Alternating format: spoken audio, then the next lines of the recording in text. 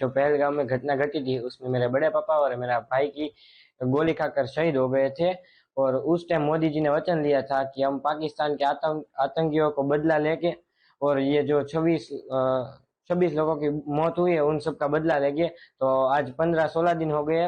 मोदी साहब ने ऑपरेशन सिंदूर करके जो मिशन नाम दिया था उसमें वो मोदी साहब और हमारी इंडियन आर्मी ने पाकिस्तान से बदला ले लिया।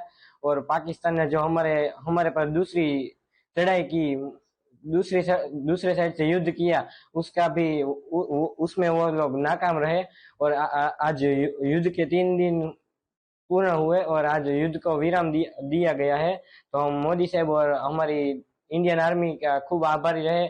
जो हमने हमारे परिवार के 2 सदस्य गुमाए हैं उसके हम उसको श्रद्धांजलि मिली ऐसे हम कह सकते हैं। पर अभी जो श्रद्धांजलि हो वो पूर्ण मिली नहीं कह सकते। और अभी जो मोदी साहब ने वचन दिया था वो पूर्ण किया, वैसे ही वचन मोदी साहब ने और दिए वो सब पूर्ण करे। और जो आतंकियों थोड़ा आतंकियों का खात्मा किया और वैसे और ज्यादा आतंकियों का खात्मा करे। और जो पाकिस्तान ने हमारे पर चढ़ाई की थी उन पे हमला करे और पाकिस्तान का नामो निशान मिटा दे, ऐसी हम सबकी इच्छा है।